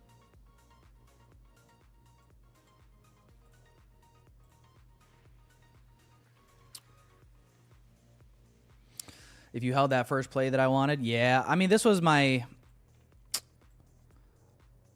We had just taken out the London low. If we hadn't done that, then maybe I would have left this limit on. My limit, I believe... Yeah, I set that at right at 50%, right?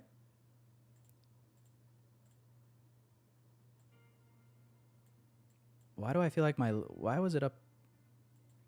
I feel like my limit was up here higher. Wasn't it like 6 something? But yeah, it was this gap. Or, oh yeah, I guess at that time it was anchored to like right here probably. Trade down 50%, yeah. So yeah, I guess that first short idea would have played, yeah, but I just wasn't feeling too confident in anything.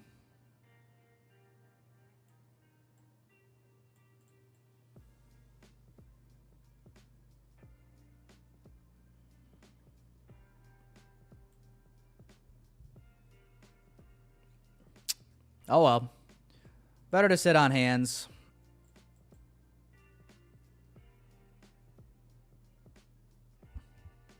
That's what they say, right? If you're being disciplined and you don't know what the market's going to do, just don't do anything.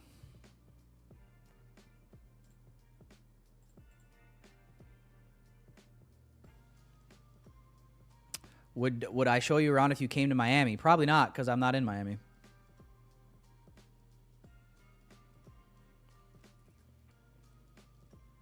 There's Asia Low.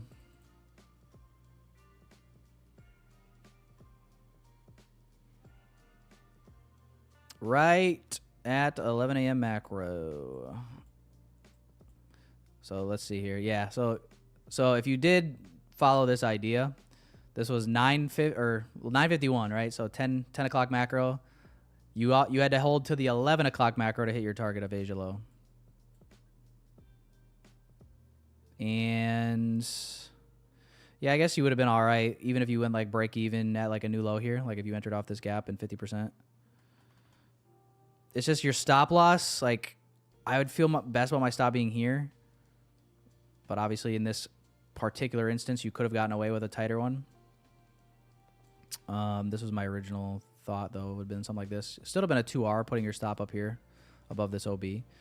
So, yeah, I guess if you went break even at a new low, you probably were fine still. You just had to sit through this retracement. Probably thought you were screwed, but ended up holding.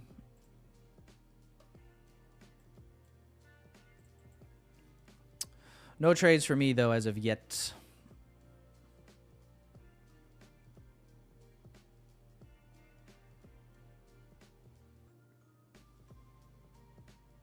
Looking fresh in the tech. Dude, Tychos, they were telling me before that they didn't like my haircut.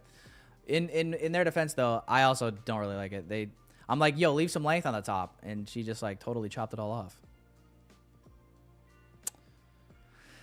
You know, it's a thing, too, dude. And you pay, like, $60 for this haircut because it's, like, $37 for the haircut, right? And I don't even do anything. I just, like, I get a little fade and just trim up the top, right? Like, I'm not doing anything extravagant. It's just, so it's like $37 for the haircut. And then, you know, when they flip around the little thing, like, oh, yeah, leave a tip. I always just leave, like, there's always 3 options. I always leave the highest one. Because I've been going to this chick for a couple of years. And, you know, try to be nice. Jim Rohn always told us that if you want to be rich, you need to tip like a rich man. Tip like a rich man. So I always try to tip well. All right? I always try to tip well. So I leave like a, you know, it's like a $15 tip on top of a $37 haircut. That's like a 45% tip. Just, you know what I'm saying? And if it ain't the haircut you want, it's like, gosh. Come on, man.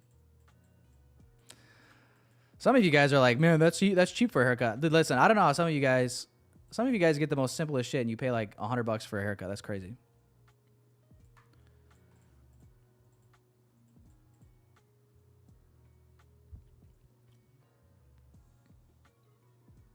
Then the women in the chat are like, oh, please.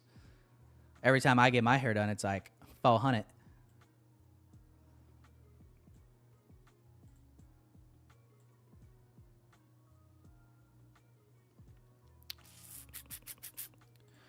Previous day low, yeah. I mean, possibly at this point. Friday low.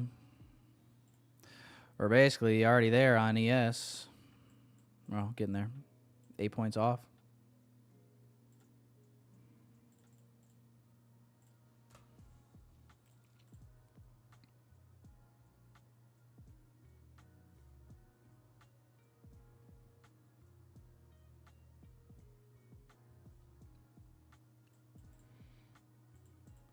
Pay for a bad product you haven't seen yet. That's true. That is true, Anthony.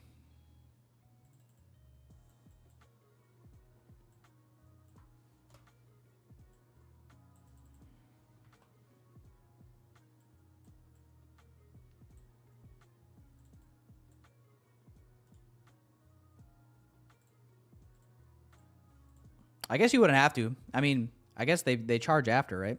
So I guess if you really didn't like it, you could be like, no, I'm not paying you. But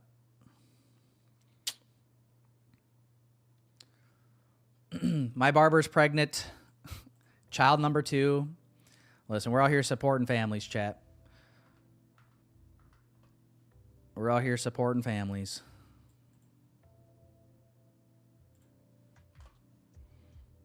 That's all good, boys. It always comes back. It always comes back in mysterious ways, right? Good karma.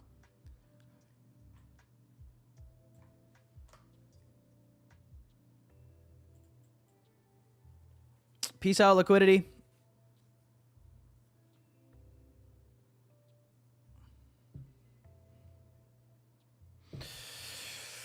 I'm torn between just like fucking sitting on my hands and being flat the rest of the morning, or trying to join this short towards previous day low. I feel like I've been lulled to sleep a little bit here by the market this morning. We'll see. This 5-minute candle is going to close. A new hour is going to open up in a couple of minutes. See if we can leave like this 5-minute gap behind. You know, open up a new hour, trade up into this, find a model to short from potentially.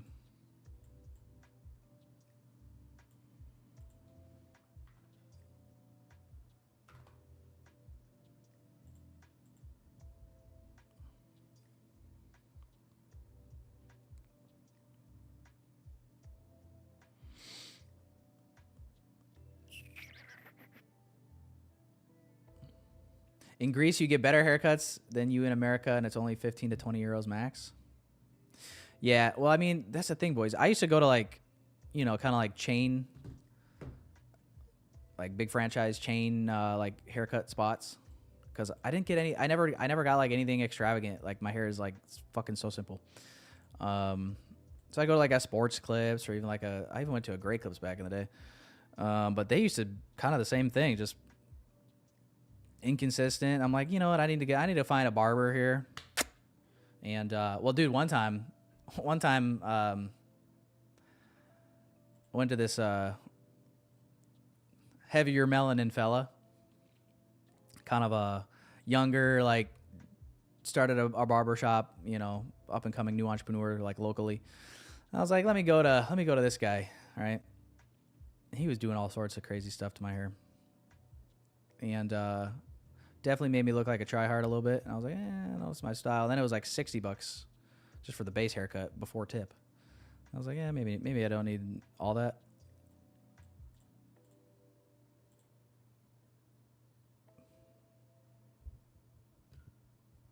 Yeah, just go buzz it off. Let buzz it off. Then you got to worry about it then. Low maintenance, boys.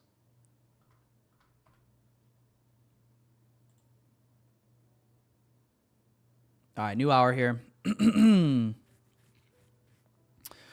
Here's my criteria. If previous day low is taken on ES prior to any sort of short opportunity, I'm not interested. If we can open up, trade into this 5-minute gap, I'll scale into the 1 minute. If we can see like a continuation entry model, I'll look to play it towards that previous day low.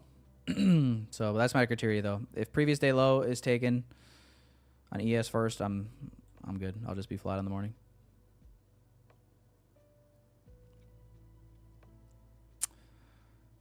Personal daily bias, find a trouble in trading, last step, feel ecstasy.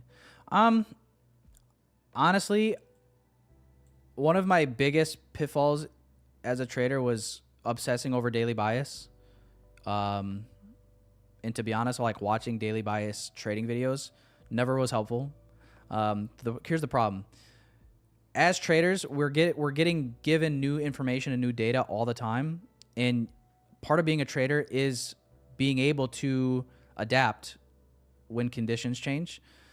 So here's just what I do. Like, I want to see things align on the higher time frames, meaning, okay, you know, daily bearish or bullish PD array, right?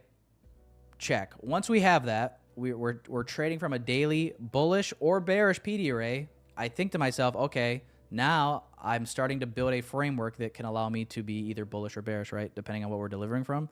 And then I just carry that into the lower time frames, right? So like I want to see that same alignment on the 4 hour. I want to see that same alignment on the 1 hour. I want to see that alignment on the 15-minute, right? All the way down, right? So that's kind of how you build it out. And you'll notice that even like a lot of the times when you're offside in the market, usually you can reverse engineer that same thought process and scale back up. And at somewhere along the line, you can see where there was almost like a misalignment, right? Where you could be like, oh, I was fading an hourly PD array that was against me, or a 4-hour, right? Or even a daily. So that's just how I would look at quote unquote bias. And just see, you know, what's respecting, what's disrespecting, I guess is kind of the simplest way to put that. But outside of that, though, I mean, I wouldn't stress too much about daily bias, because the other component of this is a lot of the times you can catch a counter trend move that is against whatever the higher time frame bias or trend even is. You know what I mean? Like, you can catch a 50 to 100 point move of a retracement, trading back to rebalance a range, you know, kind of like a mean reversion type of a play.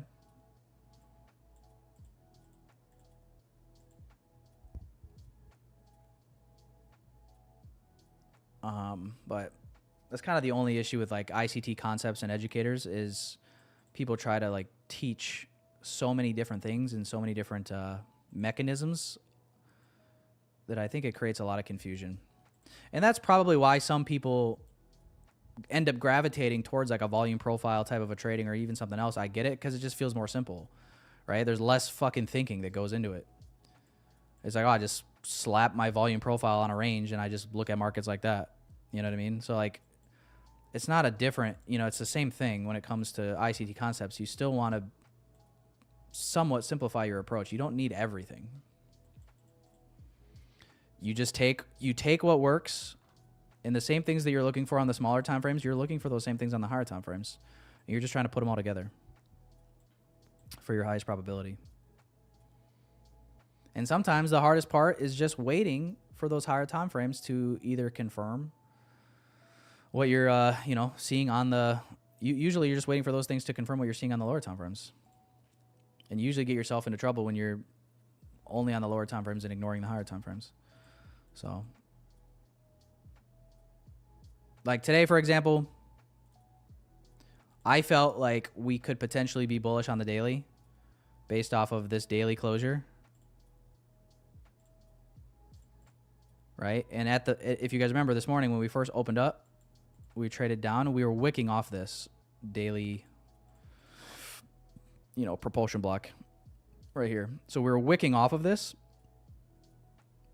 And I felt like this could potentially, keyword, flip back bullish and actually take previous weekly high. But then again, at the same time, we were talking about the 4-hour, completely opposite, right? We felt like the 4-hour looked very bearish. But now you can see that this is holding. I wonder, let me check real quick, the daily. Did we respect the gap on the daily chart on ES? We did. Okay. There you go. So now you can make a little bit more sense of that. This is the daily gap on ES, and we held this.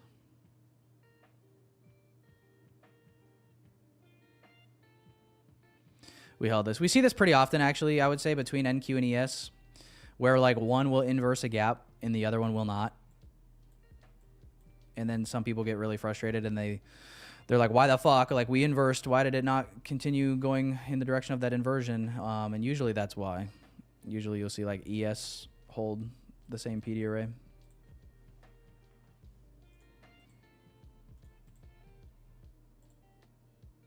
But yeah, I don't know. I mean, framed up this short up here this morning. And like I said, I would have stuck with it had we not taken out London low first. But it is what it is. There'll be another train coming, chat.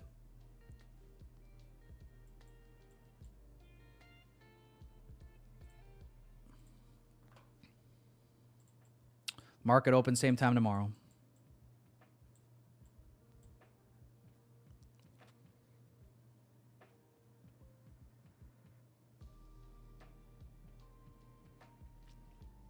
Nika, why are you pissed?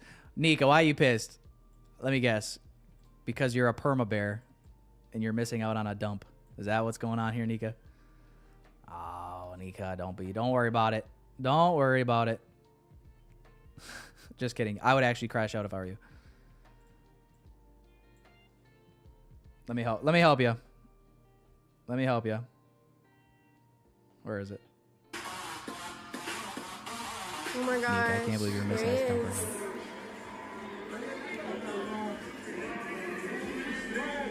Look at that.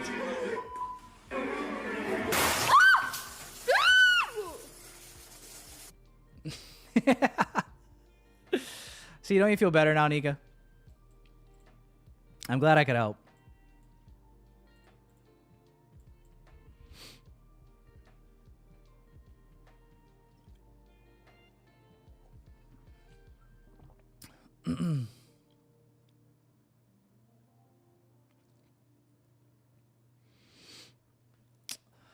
Well, boys, 11:08. I am flat on the day, man. I haven't taken anything.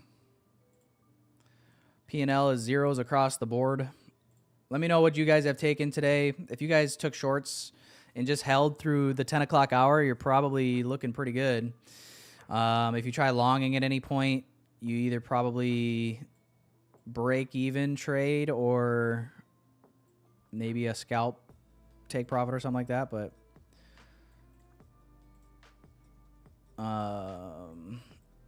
yeah, I personally felt like it was a pretty confusing morning, if I'm being honest. So I'm okay with being flat. It's all right.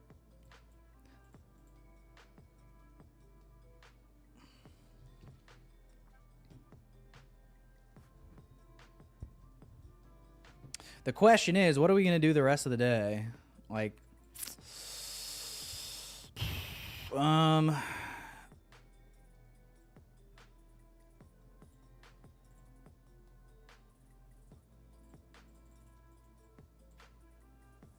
trying to just build a framework, because as we trade through these levels, right? Like, really, your best opportunities become like that reversion trade that we were talking about, right? The reversion trades back up into the range for rebalance, or waiting for that to take place and then trying to find continuation later to like an external low. So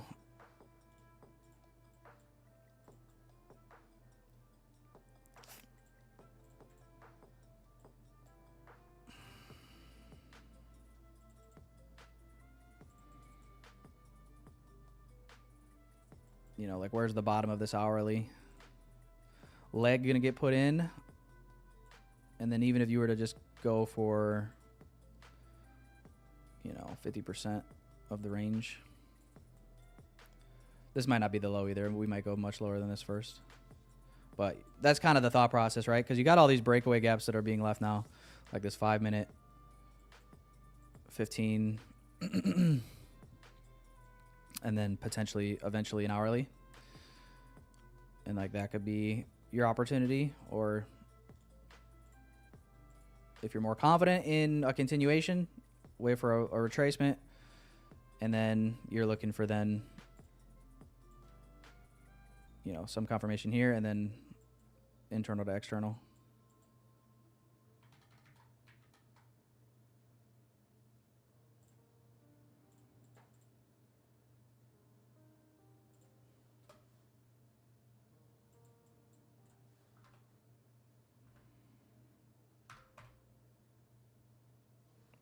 I kind of don't think this is done dumping yet, though, to be honest. I kind of feel like we look heavy enough on the hour.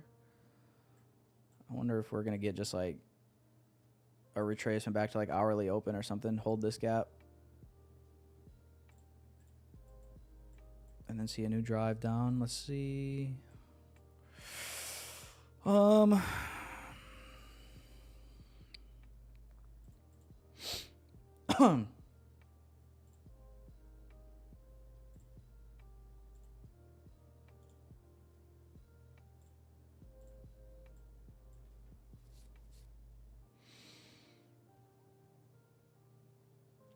Yeah, like I wonder if we could get to -1 standard deviations of. So this is from Asia low to where we manipulated this morning at the high, and then just projecting this down. Obviously, we flipped bearish, so I'm viewing this from midnight open. I'm viewing this all the way to the high here as our manipulation. So open, high, and then can we go put in a low like somewhere down here, like this 24,600, 24,000 upper 500s. Open, high, low, and then maybe we close back up here like around 2 standard deviations of Asia range.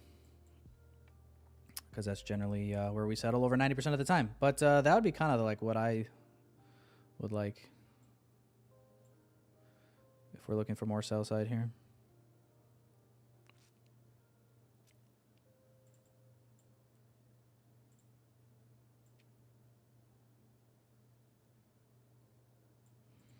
What do you guys think, chat? Good plan? Eh.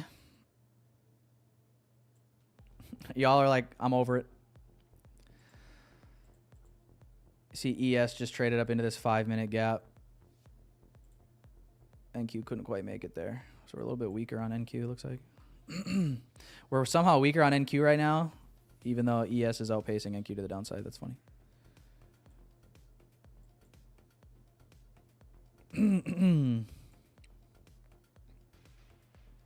Nika's like, I'm so over it.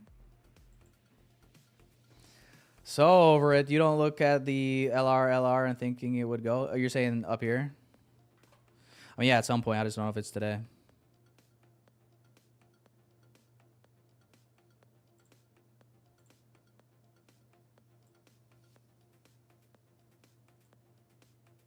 You know what I mean? Like, who's to say we're not going to go drive in, put in a low tomorrow, like Tuesday low of a week, and then rally the rest of the week? You know, it's only Monday. We opened up lower yesterday. We're lower today. We've only seen downside this week, so.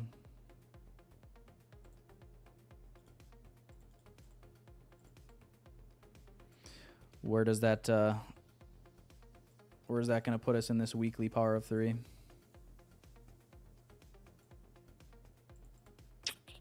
We'll see. Who knows? Maybe more tariff news will come out and we'll just absolutely nuke.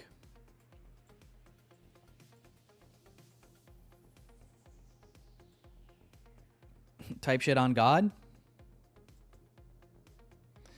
15 minutes going to close here in 30 seconds.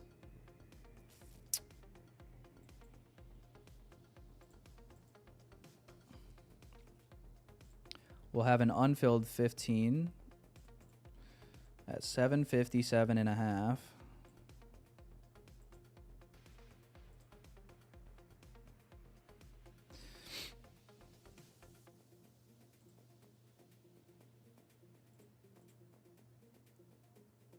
I don't know, dude.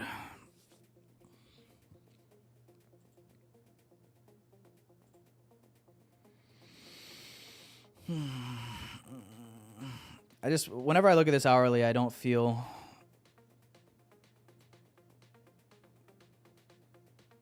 super bullish.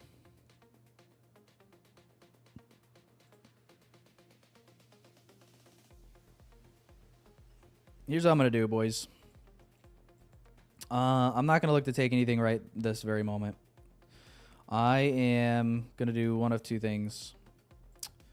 Plan is going to be to just wait. I want to see this hourly close, to be honest. I think we're going to probably leave behind an hourly gap. However, if not, if I'm wrong,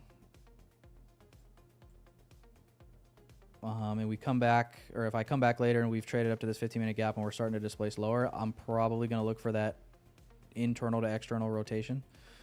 Or if this just keeps dumping, like I think it might do here, I'm going to look for something later, and it's probably going to be that retracement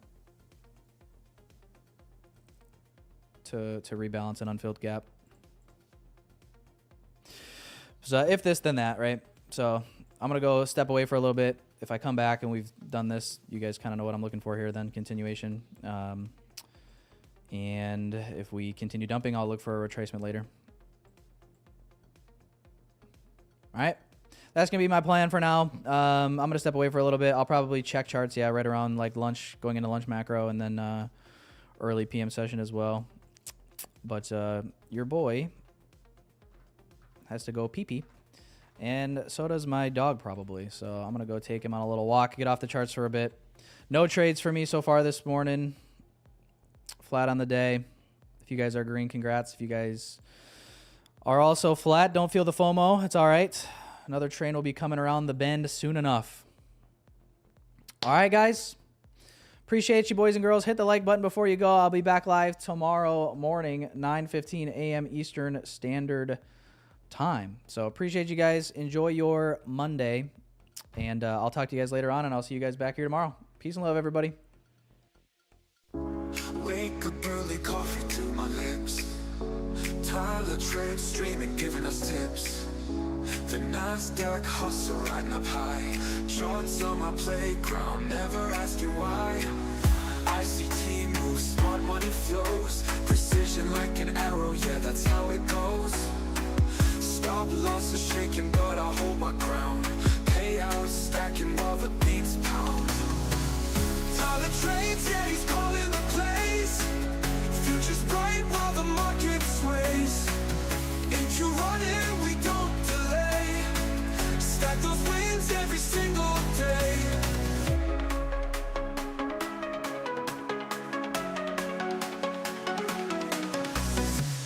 Trade lots now, time to break the mold. Risk to reward, pure liquid gold. Liquidity grabs, making it rain. I'm in sync with Tyler, bringing the gain. Party lights, flashing charts on the screen. Profit targets hidden, living the dream. Man of the hour, Tyler takes the stage. ICT king, ruling the day trader age. Tyler trades, yeah, he's calling the plays. Future's bright while the market sways. If you run it, we don't delay. Stack those wins every single day.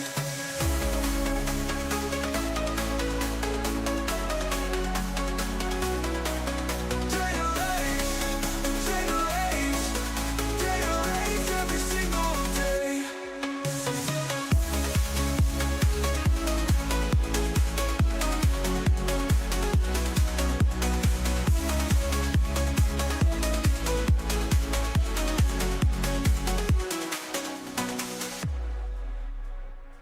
Trendline snap, time to break the mold. Risk to reward, pure liquid gold. Liquidity grabs, making it rain. I'm in sync with Tyler, bringing the gain. Party lights, flashing charts on the screen. Profit targets hidden, living the dream.